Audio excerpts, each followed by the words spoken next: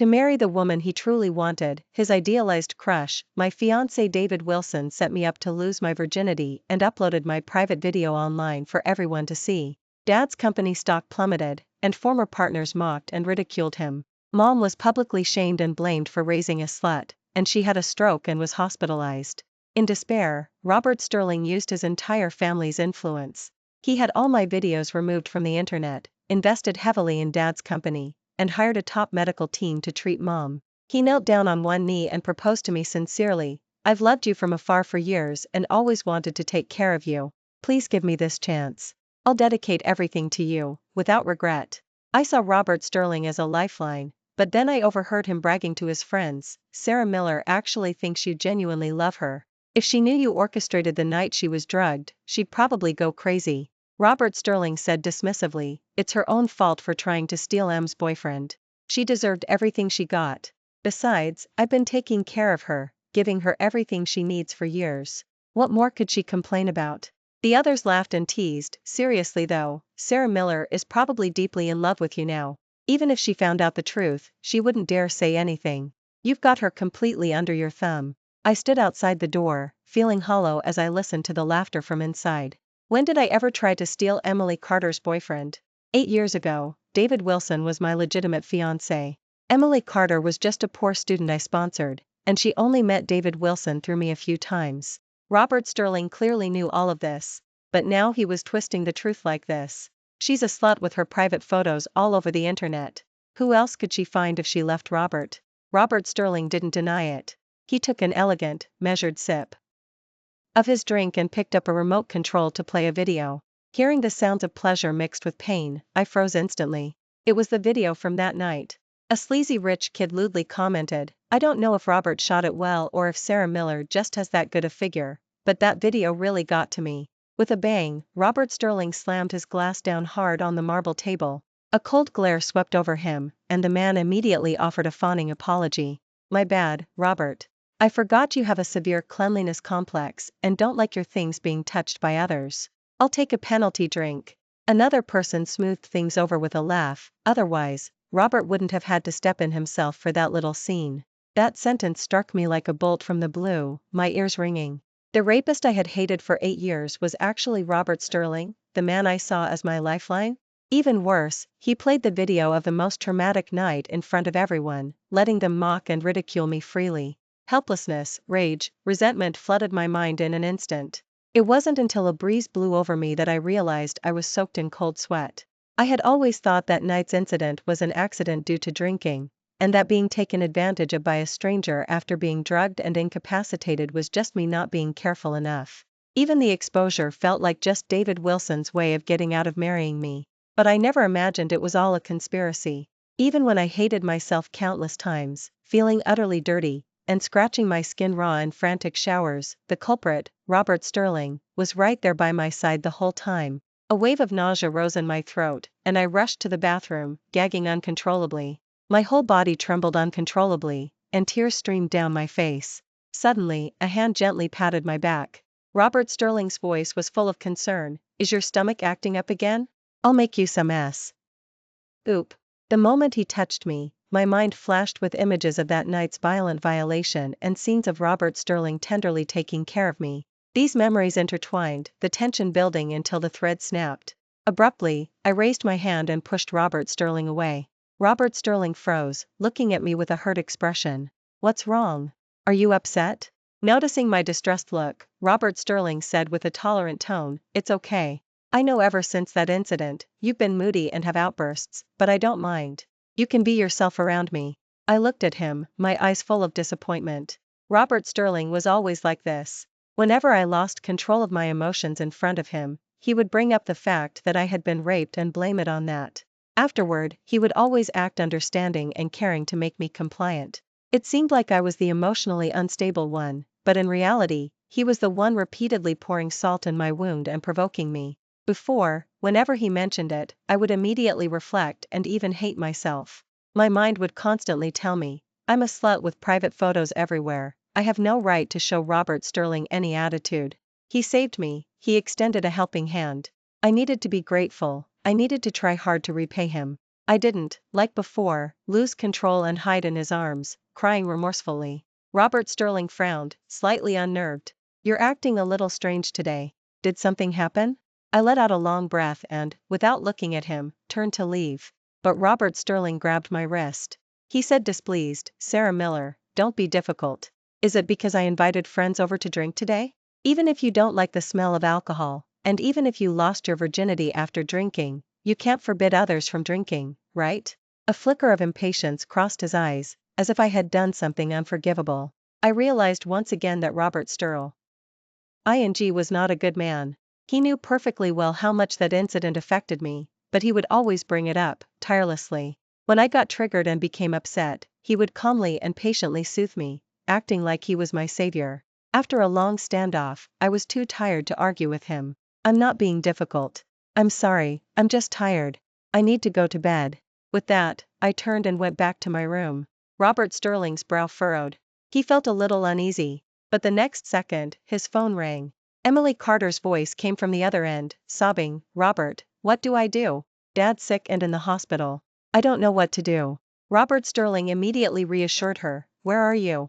I'll be right there. Footsteps hurried away outside the door. I heard the engine of Robert Sterling's distinctive supercar start up. My emotions were surprisingly stable. 8 years ago, Emily Carter stole my fiancé. She almost ruined my family and left my mother hospitalized to this day.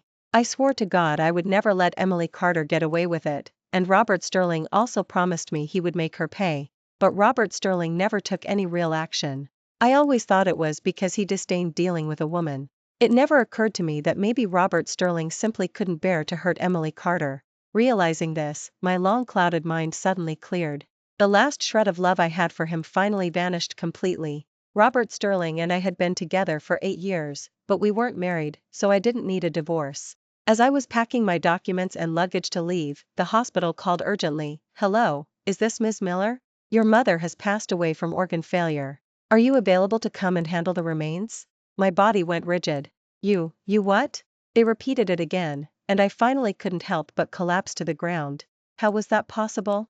I had just visited Mom in the hospital 2 days ago. Even though she was an unconscious vegetative state patient, her vital signs were very healthy, and the attending doctor even said she might wake up this year. How could she suddenly have organ failure? I rushed to the hospital desperately. Dad was already waiting at the entrance. The man who used to be tall and strong now slumped his shoulders, forcing himself to control his emotions to comfort me.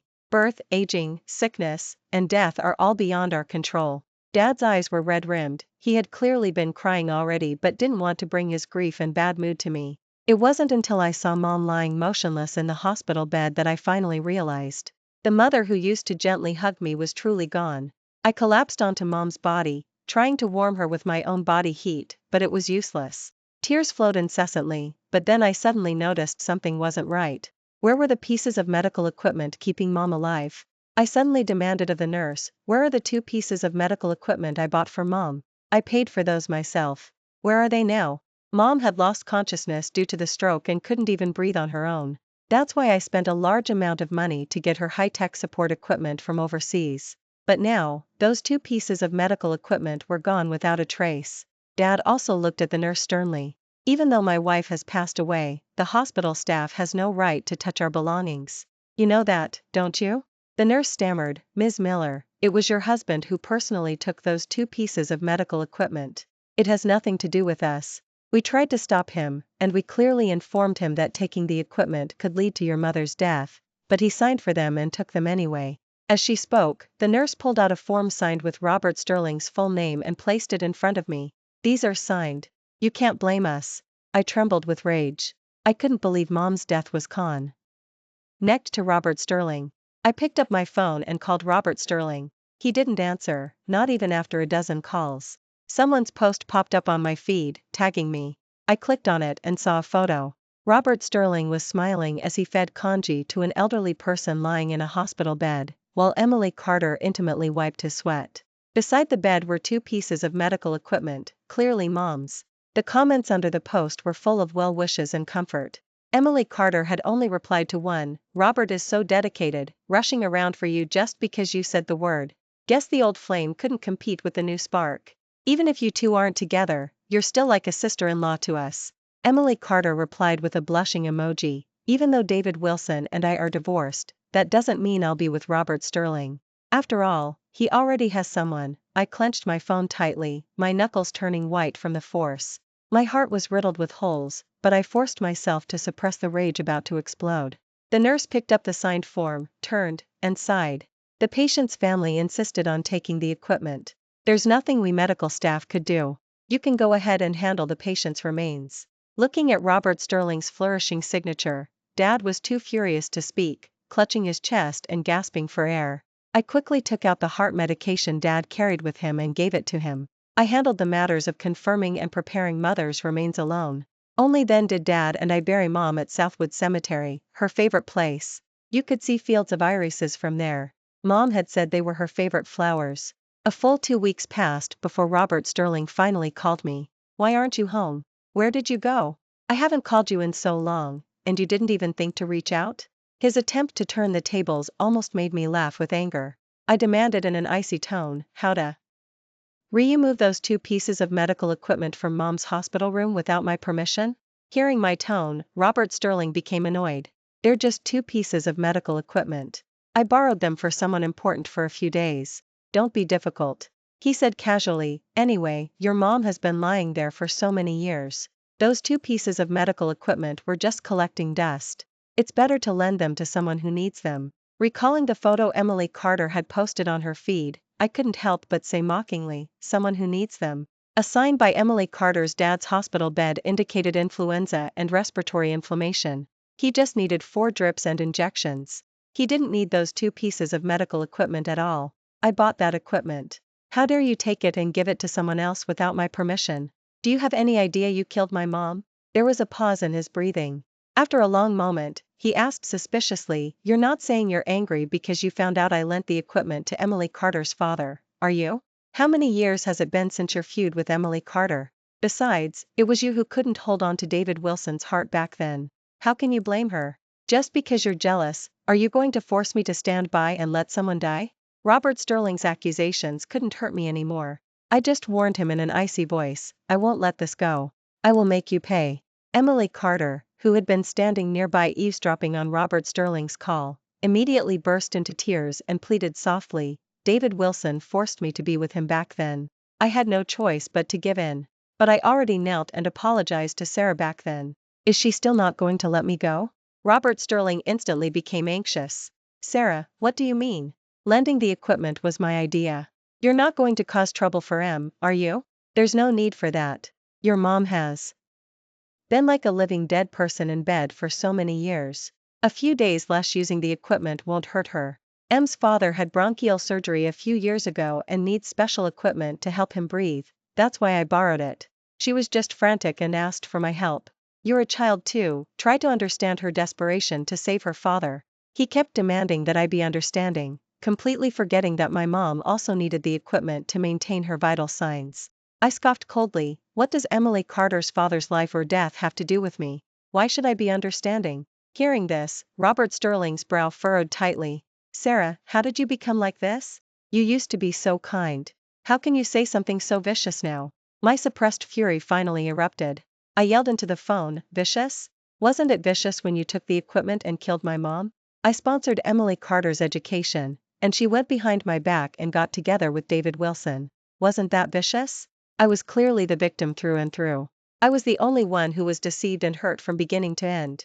Yet they were standing there, self-righteously accusing me of being vicious and not kind enough. It was absurd. Robert Sterling stood frozen. Killed your mom? Isn't your mom fine, still lying in the hospital? Went behind your back and got together with David Wilson? Didn't David Wilson force Emily Carter to be with him back then? I said expressionlessly, bring the equipment back immediately. Emily Carter's father's life or death has nothing to do with me. I'm giving you 1 day. I didn't want to say another word to Robert Sterling now. After all, prejudice in people's hearts is a mountain. If he had cared, he would have investigated what really happened back then long ago. Why should I have to repeat myself tirelessly? When I stopped loving him, my mind became exceptionally clear. Robert Sterling was originally somewhat shaken, even wondering if there were other hidden circumstances regarding what happened back then. But hearing my words, he became extremely disappointed. What happened back then wasn't M's fault. Do you have to take your anger out on her? Can't you stop being so jealous? As soon as I heard Robert Sterling bringing up the past again, I hung up the phone. Emily Carter, who had been standing by all this time, had tear-streaked cheeks. Maybe you should take the equipment back. Sarah is right, my father's life or death really has nothing to do with her. However, about the property in Southwood that Dad owned back then, could you ask Sarah to return it to me? Robert Sterling nodded remorsefully. I'll return the equipment later, once your father's condition is stable. Sarah Miller used to always bully you, so consider that property compensation for you. Emily Carter was so touched she immediately threw herself into Robert Sterling's arms. Boo-hoo, only you are good to me. Although Sarah was kind enough to sponsor me back then, she always acted superior and ordered me around to run errands and do chores for her. I didn't even have time to study just to please her. Later, David Wilson pursued me, and Sarah, without bothering to find out the truth, had people isolate and bully me. I suffered so much malice, but you were the only one consistently good to me. Robert Sterling stood frozen for a moment, but finally raised a hand to gently pat Emily Carter's back. It's okay. Everything will get better. A day passed, and Robert Sterling still hadn't returned the equipment. I logged directly into the hospital system backend, entered the serial number to locate the exact address, and called a moving service/haulers to pick it up. Not only that, I printed copies of all the purchase records and invoices. And that's when I discovered something else. Robert Sterling had actually arranged for Emily Carter's father to be in the same hospital as Mom. Not only that, he had also put Emily Carter's father in the only top-floor VIP suite. 8 years ago, when Mom had a critical stroke, I wanted to get her the best VIP room. But Robert Sterling said that even though his family invested in the hospital, they couldn't just occupy medical resources without reason. He also said she was just an unconscious vegetative state patient, and putting her in any room wouldn't affect her treatment. But now, Robert Sterling had arranged for Emily Carter's father to stay in the top-floor VIP suite that I couldn't get even after multiple requests. He just had a minor flu, while my mom lost her life. I pounded on the door frantically. The banging sound instantly woke up the people inside. A flicker of calculation crossed Emily Carter's eyes. She proactively said, "Someone's knocking so urgently, maybe a nurse forgot to tell us something. I'll get the door." The door was suddenly pulled open. My hand, mid-knock, didn't stop in time. Just as it was about to hit Emily Carter's face, she suddenly leaned sharply and slammed violently into the sharp corner of a table. With a thud, a gash opened on Emily Carter's forehead, bright red blood staining the area. Robert Sterling rushed forward to shield Emily Carter, then turned and glared at me furiously. "Sarah Miller, have you lost your mind?" I looked at Robert Sterling coldly. "I definitely have lost my mind. I lost it the moment I found out you killed my mom." I immediately told the haulers to move the 2 pieces of medical equipment out of the room. Emily Carter, pretending to be weak in Robert Sterling's arms, immediately struggled to crawl in front of me and cowed out repeatedly. "I'm sorry, Sarah. It's all my fault. But Dad is seriously ill and can't breathe on his own. You really can't take the equipment. Please, don't do this." Crying, she begged loudly, "Please give my father a chance to live. If you're willing to lend the equipment to my father, I'm willing to die." As she spoke, Emily Carter stood up and made as if to rush towards the open window. I watched her act with a cold smirk, not making any move to stop her. Sure enough, the next second Robert Sterling reached out and stopped her. She then weakly collapsed into Robert Sterling's arms, crying helplessly and pitifully. Emily Carter's seriously ill father suddenly opened his eyes and, coughing, pleaded, "Don't bully my daughter. Let me die. I'm just a useless old man anyway." With that, he actually fainted again. A crowd gradually gathered at the doorway, watching the scene unfold and frowning. Knowing someone is seriously ill and insisting on taking the equipment is basically forcing them to die. That equipment belongs to the hospital. How dare she take it? This is clearly murder. We need to call the police and have her arrested. I sneered and pulled out the documents. Who says this equipment belongs to the hospital? The purchase records and invoices are all here. I'm taking my own belongings. Is there a problem with that? When I first bought these 2 pieces of medical equipment, Robert Sterling offered to pay for me. I refused. Because at that time I felt Robert Sterling had already helped me a great deal, and these 2 pieces of medical equipment weren't cheap. I couldn't take advantage of him. At this moment, I was incredibly grateful for that decision. The onlookers saw the purchase documents and instantly fell silent. If it had been hospital equipment, they could have self-righteously accused me, but since I bought this equipment myself, they couldn't say much even if I smashed it. Emily Carter gritted her teeth, looking at me with hateful eyes. Robert Sterling stared at me for a long time before sighing. Fine, I know you're just acting out because you're jealous. I won't see Em anymore from now on. Are you satisfied? He added, stop making a scene. Let's go home. He adopted that tolerant, generous posture again, as if I had been completely unreasonable. But this time I didn't fall in to his linguistic trap. I countered directly, what does whether you see Emily Carter or not have to do with me? And what does me taking the equipment I bought myself have to do with you? Hearing my words, Robert Sterling rubbed his temples and spoke to me, I'm your boyfriend. It's normal for you to be jealous that I've been taking care of Em more than you lately, but this was a special circumstance. Try to understand, let's break up. I cut off Robert Sterling's long speech directly. Since you like taking care of her so much, I'll step aside and make room for you too. I wish you'd be very happy together. Robert Sterling's eyes darkened. Sarah, you shouldn't just throw around words like break up. I'll take it seriously. Emily Carter's eyes flashed with secret delight when she heard me mention breaking up. But she still feigned concern, tugging at Robert Sterling's sleeve. Robert, you should still apologize to Sarah. Even though she hurt me like this, she's the one you like, so I don't blame her. Robert Sterling saw the bleeding wound on Emily Carter's forehead and turned to me, frowning.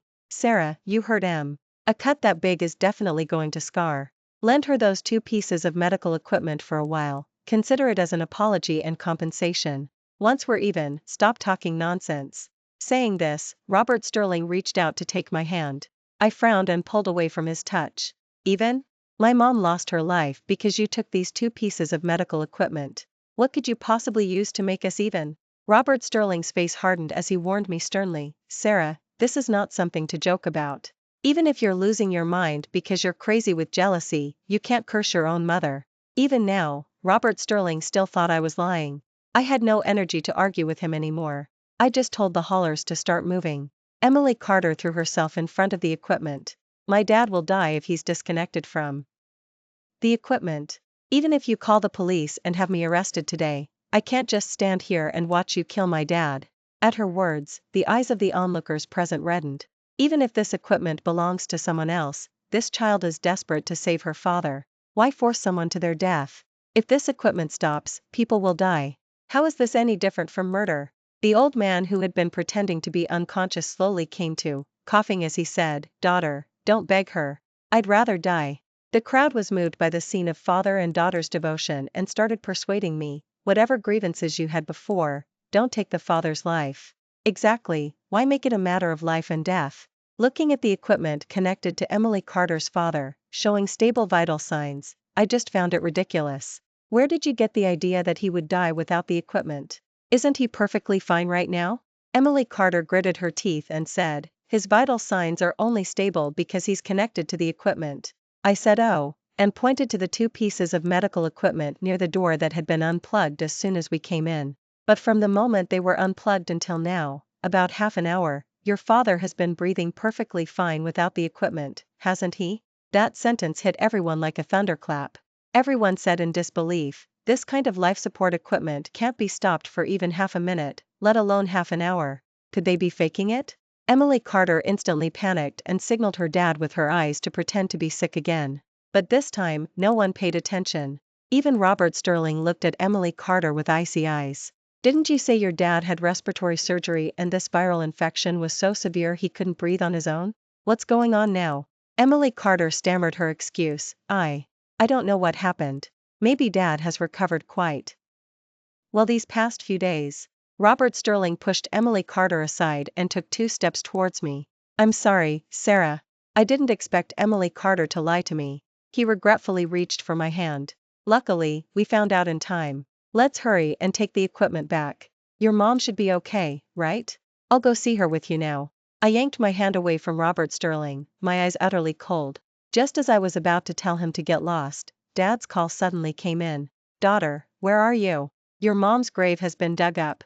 Bring all the certificates for the Southwood property over right away. My mind went blank with a loud roar. What? That cemetery in Southwood is on our family's property. How could someone dig it up? Robert Sterling was very close to me and heard the words mom, grave, etc. Blood rushed to his head. He asked with trembling lips, what grave? Sarah, why would your mom be at a grave? He muttered, deceiving himself. Did your mom regain consciousness and go to the cemetery to visit ancestors? I looked at Robert Sterling with a cold smile. Do you think a living person needs a grave? In an instant, Robert Sterling's mind flashed with the words I had said about mother's death. His eyes widened in disbelief. How is that possible? Your mom was fine, lying in bed for so many years. How could she suddenly, as if he had realized something? Robert Sterling couldn't speak anymore. Regret, self-blame, and remorse crept onto his handsome face. He reached out and grabbed me. I'm sorry, I didn't know. I didn't mean to. Listen, let me explain. I just stared at him like that, my gaze icy and devoid of any affection. Robert Sterling's throat was dry. He opened his mouth but didn't know what to say. It was a fact that he had moved the equipment, and it was also a fact that my mother had died. Even the fact that I had told him repeatedly that mother was dead was true, but he had been prejudiced and misunderstood, thinking I was lying. Robert Sterling lowered his gaze, hiding his emotions. He forced himself to be calm and said, let me go with you to the cemetery first and see what happened, okay? The man who was always so arrogant was humble in front of me for the first time, but I wasn't moved at all. I just gave him a mocking glance and turned to leave. Robert Sterling directed people to move the 2 pieces of medical equipment while following me, keeping a short distance.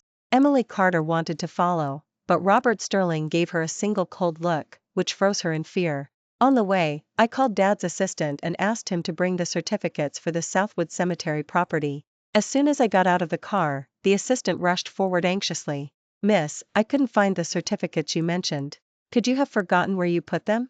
Robert Sterling also stepped forward at this moment. Seeing the assistant's anxious state, he immediately frowned and scolded, as an assistant, you can't even handle something this simple, and you dare question your boss? What are you good for? The assistant looked very wronged. The property certificates were all in your safe, Mississippi.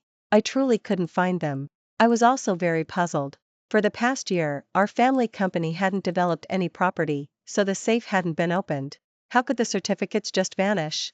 I suppressed my confusion and said through gritted teeth to the assistant, go to the Land Resources Bureau and apply for a replacement copy. I'll go into the cemetery to handle things first. Robert Sterling offered to help several times, but I ignored him completely, walking inside with a cold expression.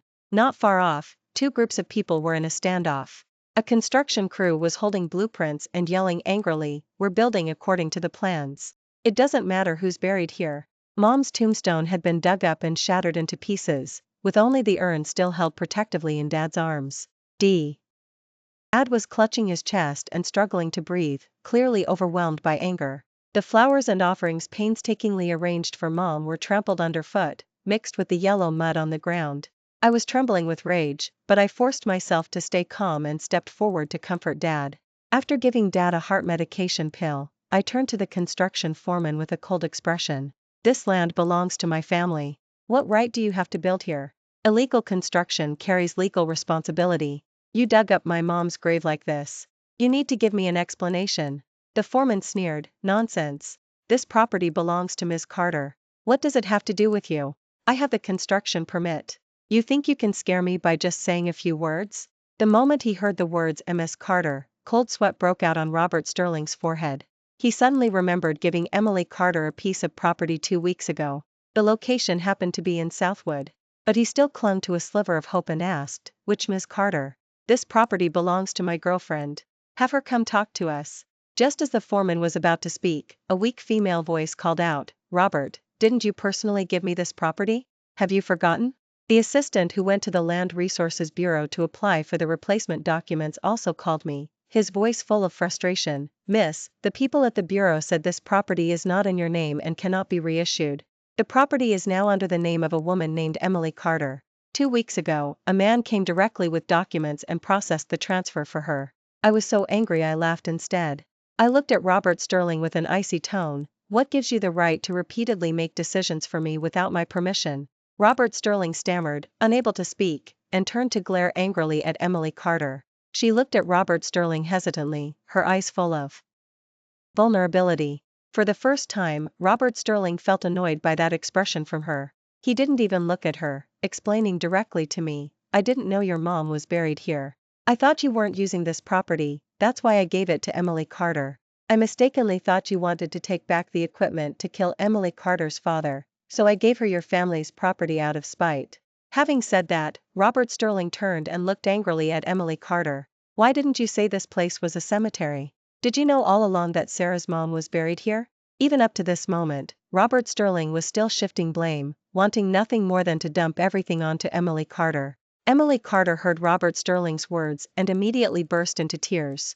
How could you think that of me? This property was originally my family's decades ago. What's wrong with me taking back what belongs to me? I scoffed coldly. You're from Harmony Creek, another state, yet you're saying this property in Westwood was yours decades ago? But I seem to recall this property being in my family for the past century. Emily Carter was instantly speechless, but she still looked pleadingly at Robert Sterling, wanting him to speak for her.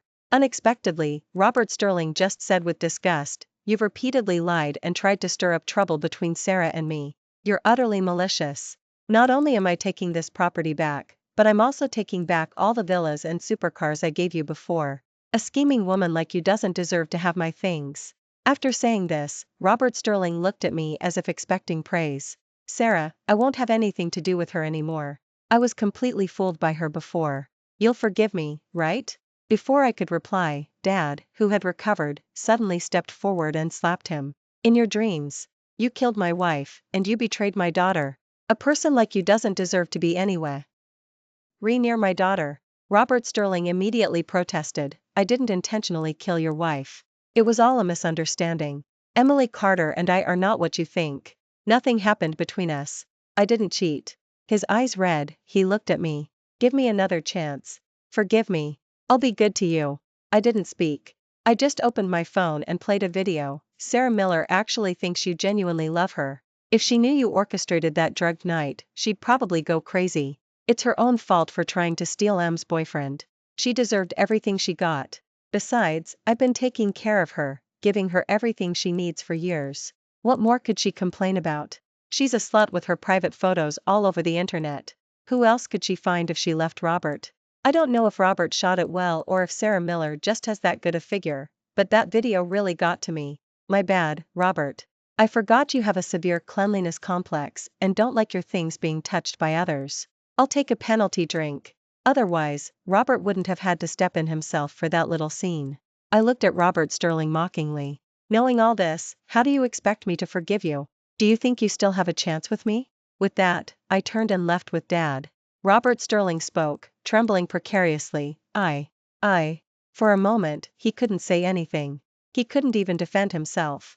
I didn't need Robert Sterling to help me get the property back, because the transfer hadn't been done with my permission in the first place. Besides, Robert Sterling and I were just dating. We weren't married. I simply copied the video of Robert Sterling secretly taking the documents and filed a lawsuit. I got the property back in less than 2 weeks. Not only that, I also filed lawsuits against both Robert Sterling and Emily Carter. They took the equipment without permission, leading to my mom's death. That was an undeniable fact. They had to pay the price. Robert Sterling, wanting to atone, offered no defense and simply pleaded guilty. Only Emily Carter kept saying she knew nothing, but in the face of the evidence, she couldn't escape. Robert Sterling and Emily Carter were sentenced to 10 years and 8 years respectively for involuntary manslaughter. I kept receiving letters from prison, the pages filled with repentance. But I didn't read a single one, throwing them straight into the trash. The old wounds had healed into scars. Though they no longer ached, I would always remember the pain. I had no need for such useless repentance. After that, my life had nothing to do with them anymore.